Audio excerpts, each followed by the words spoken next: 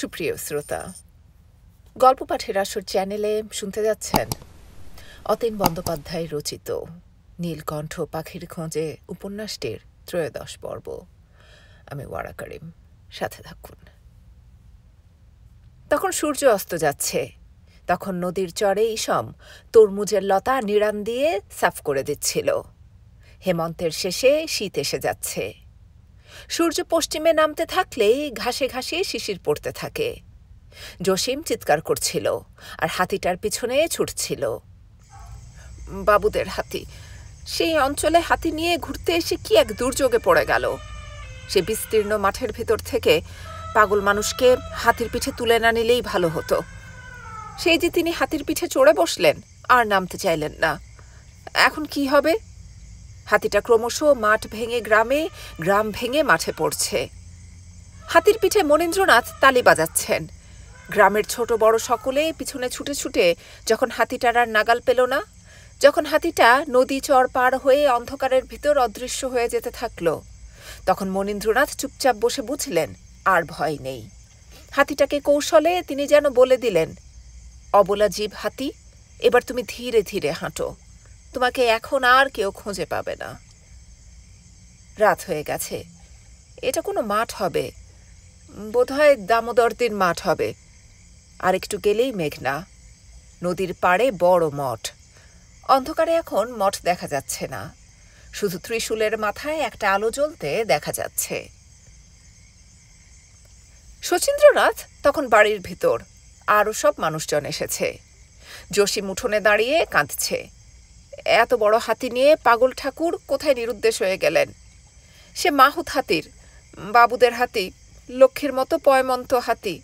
এখন কি হবে সে ভেবে কুলকিনারা পাচ্ছিল না। উঠোনের উপর গ্রামের লোকেরা কি করা যায় পরামর্শ করছে। গ্রামে গ্রামে এখন খবরটা পৌঁছে গেছে।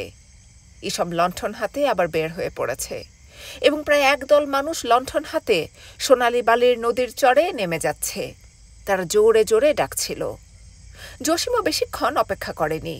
সে ওসমানকে রেখে একা সেই দলটার সঙ্গে মেশার জন্য কাঁধে গামছা ফেলে দৌড়াতে লাগল। শামসুদ্দিন লণ্ঠন হাতে মাঠে দাঁড়িয়ে আছে। ফেলু খুব বেঁচে গেছে এ যাত্রা। ওকে ধরাধরি করে বাড়িতে নিয়ে যাওয়া হয়েছে। একটা তছনছ ভাব, এবং পাগল ঠাকুর ইচ্ছা করে এমন একটা ঘটনা ঘটিয়েছেন যেন তিনি জানতেন শামসুদ্দিনের এই যে ইশতেহার ঝুলিয়ে স্বার্থপর মানুষের মতো একই সংসার থেকে বিচ্ছিন্ন হবার বাসনা, এই বাসনা ভালো নয়। পাগল মানুষ তিনি। এইটুকু ভেবে গোটা উৎসবের মতো এক ছবিকে তছনছ করে চলে গেছেন। শামসুদ্দিনের আপ্রাণ চেষ্টার দরুন এই মাঠে এত বড় একটা জালসা হতে পারছে। এত বড় জালসাতে শহর থেকে মোল্লা মৌলবীরা এসেছিল। ওরা যখন হাজী সাহেবের বাড়িতে উঠে তৌবা তৌবা কি এক বেমাফিক কাজ হয়ে গেল। শামসুদ্দিনের ইচ্ছা হলো এখন সে নিজের হাত কামড়ায়। আর মনে হলো গোটা ব্যাপারটাই একটা ষড়যন্ত্র। যেন ছোট ঠাকুর আবার ইউনিয়নের প্রেসিডেন্ট হতে চায়, আবার কংগ্রেসের পক্ষ থেকে ছোট ঠাকুর দাঁড়াবে এবং কবির সাহেবকে ধরে এনে কংগ্রেসের পক্ষে বড় এক বক্তৃতা করাবে। সে ভাবছিল এমন একটা হাতি পাওয়া যাবে না সেদিন। হাতির পিঠে ফেলু বসে থাকবে, অথবা ফেলুকে দিয়ে মণ্ডপে আগুন ধরিয়ে দিলে যেন সব আক্রোশের শোধ নেওয়া যাবে। লণ্ঠন হাতে শামসুদ্দিন জব্বরকে দিয়ে সব তৈজসপত্র, ভাঙা টুল টেবিল, ছেঁড়া শামিয়ানা এবং বড় শতরঞ্জ সব একসঙ্গে মাঠ থেকে বাড়িতে তুলে আনার সময় এসব ভাবল। তখন বাড়ির বৃদ্ধ মানুষটি প্রশ্ন করেছিলেন। তিনি অতিশয় বৃদ্ধ বলেই ঘরের ভিতর বসে প্রদীপের মৃদু আলোতে সামান্য কাশছিলেন। এখন আর তিনি তেমন বেশি ঘর বার হন না। অধিকাংশ সময় ঘরের ভিতর খাটে একটা বড় তাকিয়ায় ঠেস দিয়ে শুয়ে থাকেন। অতিশয় গৌরবর্ণ চেহারার এই মানুষ উঠোনে গোলযোগ শুনে বড় বউকে প্রশ্ন করলেন, কি হয়েছে বড় বউ, উঠোনে এত গন্ডগোল কেন? বড় বউ প্রদীপের আলো একটু উস্কে দিল। টিন কাঠের ঘর, জানালা দিয়ে সে হেমন্তের ঠান্ডা বাতাস ভেসে আসছে। বড় বউ এই সংসারে বৃদ্ধ শ্বশুরের দেখাশোনা করার সময় প্রায়ই জানালায় দূরের সব মাঠ দেখতে পায়, এবং সেই মাঠে সংসারের এক পাগল মানুষ ক্রমান্বয়ে হেঁটে হেঁটে কোথায় যেন কেবল চলে যেতে চাইছেন। উঠোনের সেই গণ্ডগোল, মানুষটার এভাবে হাতিতে চড়ে নিরুদ্দেশ হয়ে যাওয়া, এসব বড় বউকে বিপন্ন করছে। মানুষটা আবার ক্ষেপে গেলেন। ভোরেও বড় বউ এই মানুষকে খেতে দিয়েছে। ভালো মানুষের মতো খেয়ে প্রতিদিনের মতো নিরুদ্দেশে চলে গেছিলেন। সংসারের ছোট এক বালক সোনা সঙ্গ দিয়েছে মাঠে মাঠে এবং গ্রামে গ্রামে। তারপর কোনো এক দূর গ্রাম থেকে মাঠ ভেঙে সোনার হাত ধরে এই পাগল মানুষ গ্রামের দিকে ফিরছিলেন। তখন জসিম আসছে হাতিতে চড়ে। জসিমের ছেলে ওসমান হাতির সামনে। ওরা দেখল সেই বড় মাঠে ঠাকুর ছোট বালকের হাত ধরে কোথায় যেন চলে যাচ্ছেন। এই মানুষটার জন্য তল্লাটের সকলের কষ্ট, কারণ এমন মানুষ হয় না। কথিত আছে তিনি দরগার পীরের মতো এক মহৎ পুরুষ। জসিম পাগল ঠাকুরকে হাতির পিঠে তুলে বলেছিল, চলেন বাড়ি দিয়ে আসি কর্তা। জসিম সোনা এবং পাগল মানুষকে বাড়ি পৌঁছে দিতে গিয়ে এই কাণ্ড। বড় বউ খুব দুঃখের সঙ্গে বৃদ্ধের পায়ের কাছে বসে সব বলল। বৃদ্ধ পুত্রের হাতিতে চড়ে নিরুদ্দেশ হয়ে যাওয়ার ঘটনা শুনে পাশ ফিরলেন শুধু। বৃদ্ধের মুখে এক অসামান্য কষ্ট ফুটে উঠেছে। বড় বউর কাছে ধরা পড়ে যাবেন বলে ভাবতেই মুখ ঘুরিয়ে জানালা দিয়ে শুধু অন্ধকার দেখতে থাকলেন। এ সময় তার এক পাগল ছেলে মাঠময় ঘুরে বেড়াচ্ছে, এবং সব দুঃখের মূলে তিনি, তার জেদ। এসব ভেবে তার দুঃখের যেন অন্ত ছিল না। তিনি বললেন, বৌমা, জানালাটা বন্ধ কইরা দাও, আমার শীত করতেছে। একটা কম্বল গায়ে দেন বাবা। না, জানালাটা বন্ধ কইরা দাও। বড় বউ জানালা বন্ধ করার সময়ই দেখল কামরাঙা গাছের ওপারে যে বড় মাঠ, ঝোপ জঙ্গলের ভেতর থেকে দেখা যাচ্ছে, সেখানে অনেক লণ্ঠন। বড় বউ বুঝল এইসব মানুষ যাচ্ছে অন্ধকারের ভিতর পাগল মানুষ এবং হাতিটাকে খুঁজতে। আর জসিম অন্ধকারে ডাকছিল হাতিটার নাম ধরে, লক্ষ্মী, অলক্ষ্মী।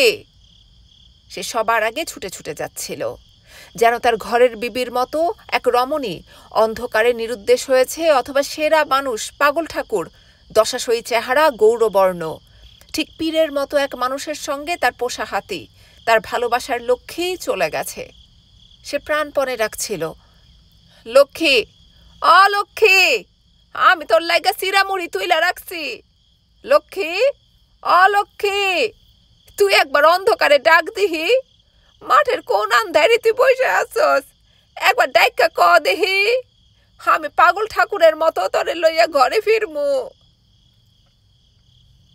ইসম বলছিল, আরে মিয়া, এত উতলা হইলে চলবো কেন?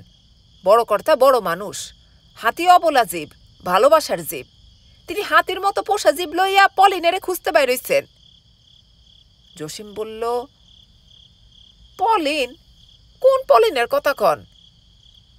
আরে আছে মিয়া।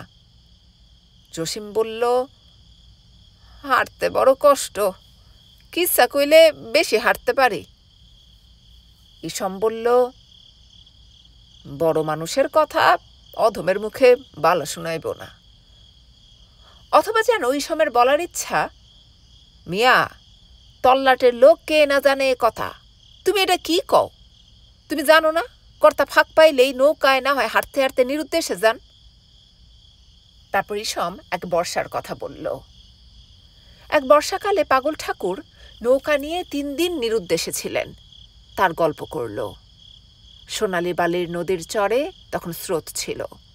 তিনি একা স্রোতের মুখে নৌকা ছেড়ে বসেছিলেন, যেন সেই নাও তাকে ফোর্ট উইলিয়াম দুর্গে অথবা গঙ্গার জেটির পাশে বড় এক জাহাজে পৌঁছে দেবে।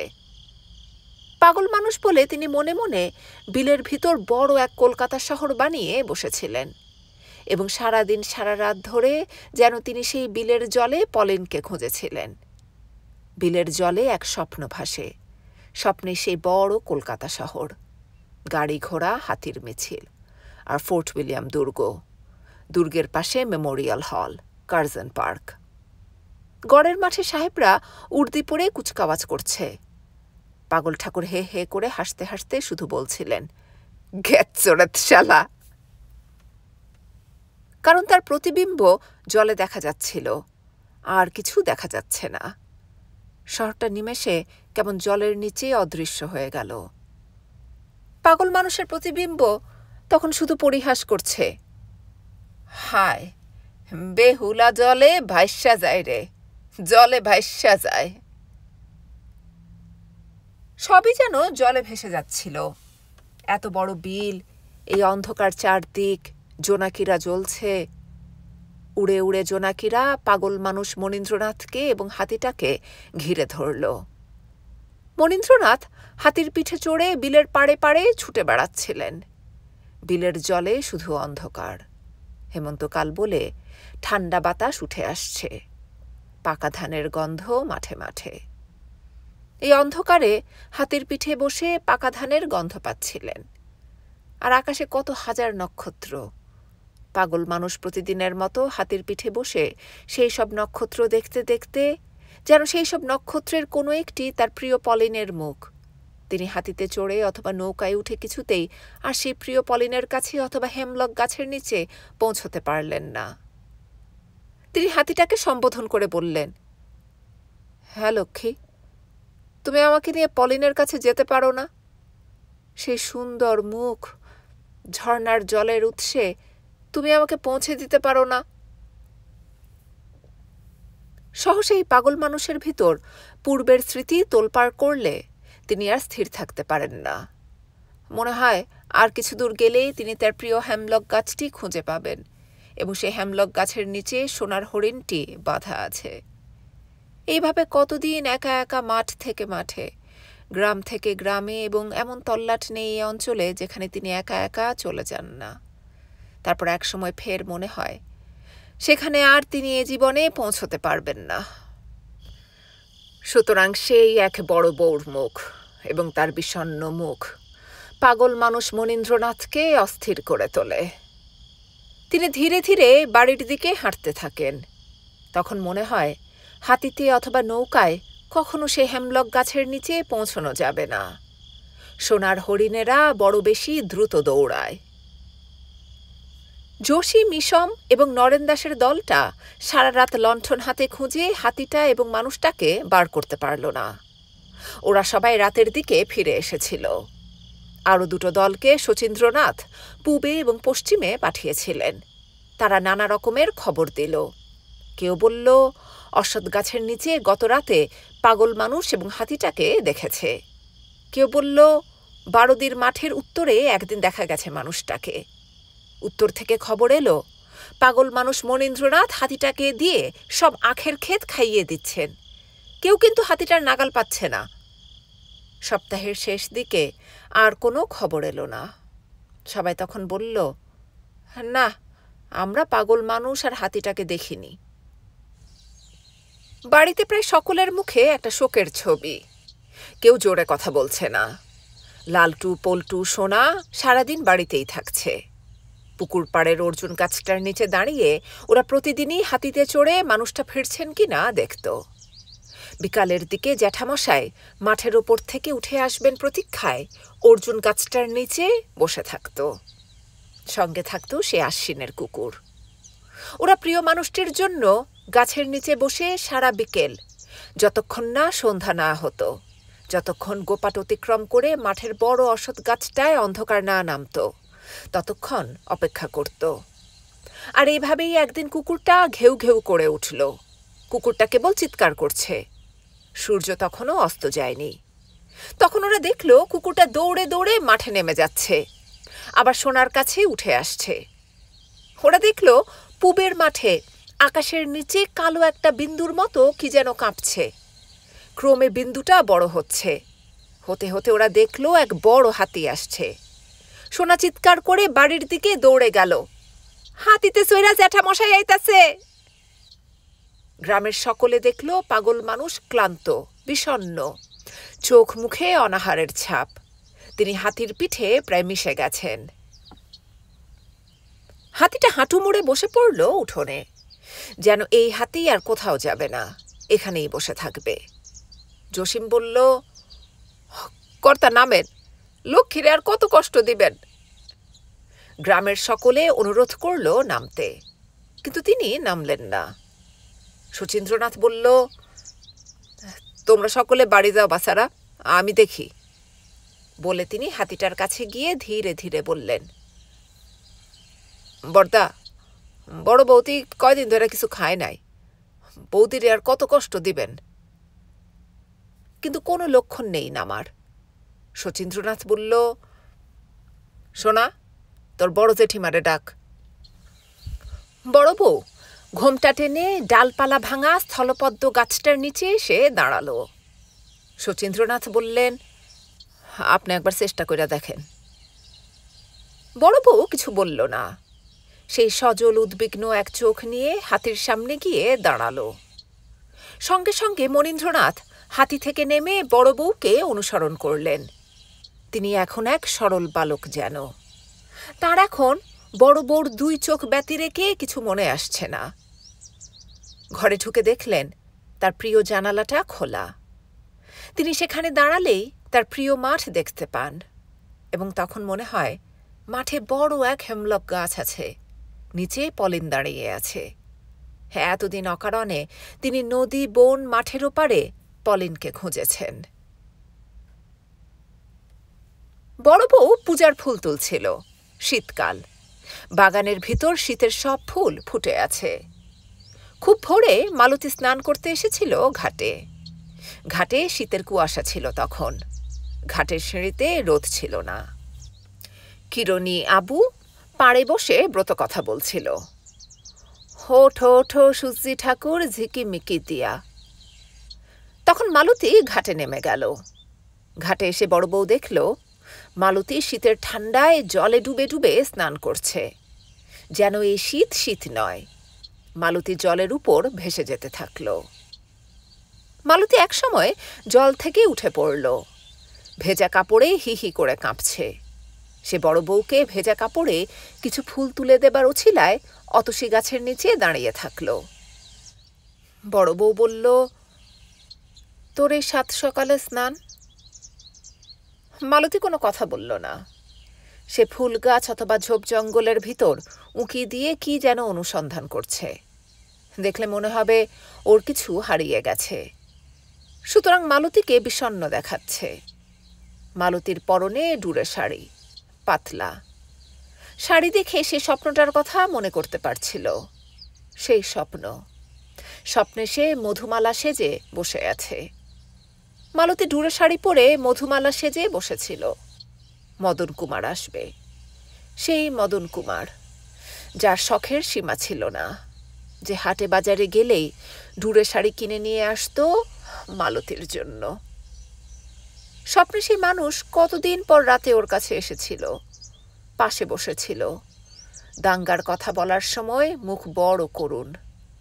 তারপর সব ভুলে মানুষটা গল্প করতে করতে ওর মুখ চিবুক টেনে শেষে মালতীকে কোলে নিয়ে ধপাস করে মোটা গদিয়ালা বিছানাতে ফেলে দিয়েছিল। মালতী শরীরের উত্তাপ জলে ভাসিয়ে পাড়ি উঠতেই শুনতে পেল দক্ষিণের ঘরে এখন কে যেন দুলে দুলে পড়ছে। পাতায় পাতায় পড়ে নিশির শিশির। শীতের সকাল। মাঘমণ্ডলের ব্রতকথা শেষ করে পালেদের দুই মেয়ে পুকুর পাড়ে লাফিয়ে লাফিয়ে হাঁটছিল। ওরা কবিতার মতো আবৃত্তি করছিল। ওঠো ওঠো সূর্যি ঠাকুর ঝিকিমিকি দিয়া, না উঠতে পারি আমি ইয়লের লাগিয়া।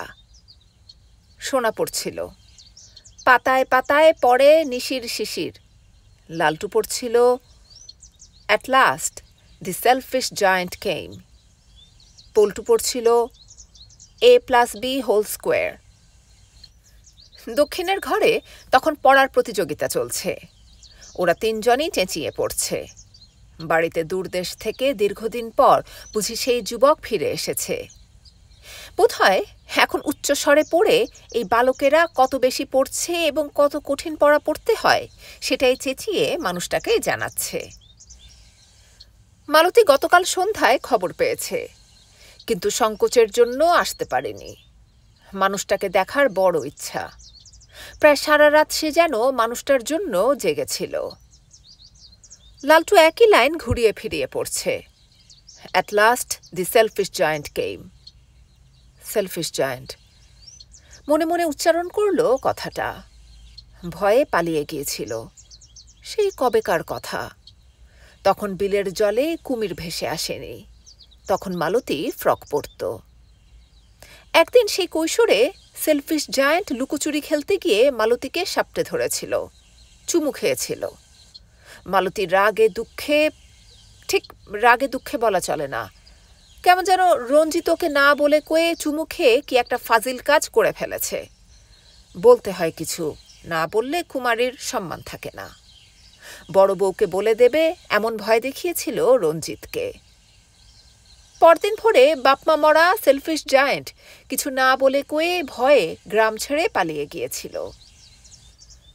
ঠাকুরবাড়ির বড় বউর পিতৃমাতৃহীন ছোট ভাইয়ের খোঁজ কেউ আর দিতে পারেনি।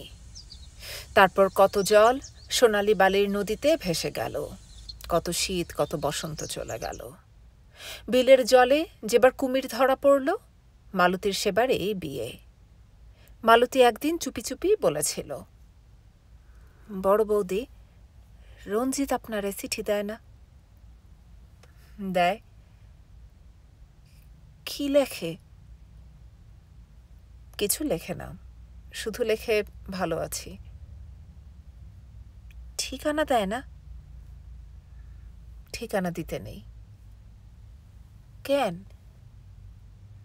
দেশের কাজ করে, ঠিকানা দিতে নেই। শীতের সূর্য উঠতে চায় না, রোদ দিতে চায় না। গাছপালার ছায়ায় বাড়িগুলি ঢেকে থাকে। বুড়ো মানুষেরা রোদের জন্য প্রায় হাহাকার করছিল। ভোরের দিকে তখন খুব অন্ধকার নয়, আবার আলোও নয়। মালতী চুপি চুপি ঘাটে আসার সময় দেখেছিল অমূল্য তাঁত ঘরের পাশে বসে আগুন পোহাচ্ছে। খড়কুটো এনে শীতের দিন বলে শুকনো পাতা সংগ্রহ করে রেখেছিল অমূল্য। অমূল্য বসে সেই খড়কুটোর ভিতর আগুন জ্বেলে শীত থেকে রক্ষা পেতে চেয়েছিল। আর শোভা, আবু, নরেন দাসের বউ আগুনের পাশে গোল হয়ে বসেছিল। মালতী দরজা খুলে বের হবার মুখেই দেখল অমূল্য ওর দিকে তাকিয়ে আছে। মালতী সোজা উঠোনে নেমে এলো না, চৌকাঠে হেলান দিয়ে দাঁড়ালো। আগুনের ভেতর থেকে অমূল্যর মুখ ভয়ঙ্কর দেখাচ্ছে।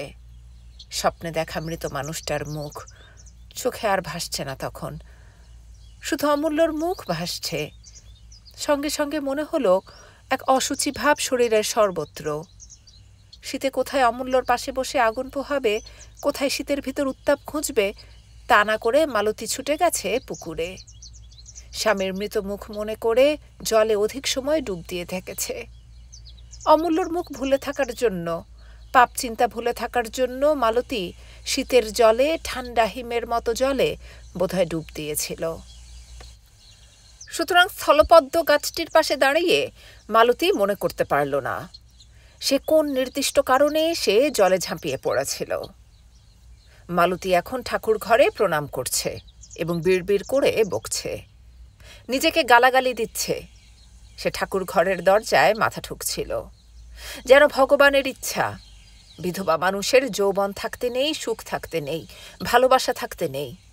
যৌবন থাকলে পাপ, ভালোবাসা থাকলে পাপ, এবং সুখ চাইলে পাপ। মালতী মাথা ঠুকে ঠুকে বলতে চাইল যেন, ভগবান, তুমি আমার পোড়া যৌবন হরণ করে নাও। আমার পোড়া কপাল, ভালোবাসার কপাল থাকলে আমার মানুষ আজকে ঘরে থাকতো, রায়টে কাটা পড়ত না।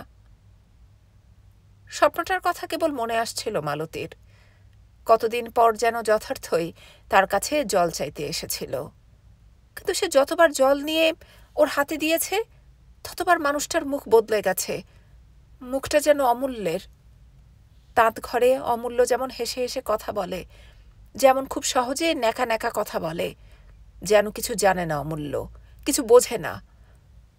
দিদি, অমালতী দিদি, আমার ঘরে জল পাঠাইয়া দেন।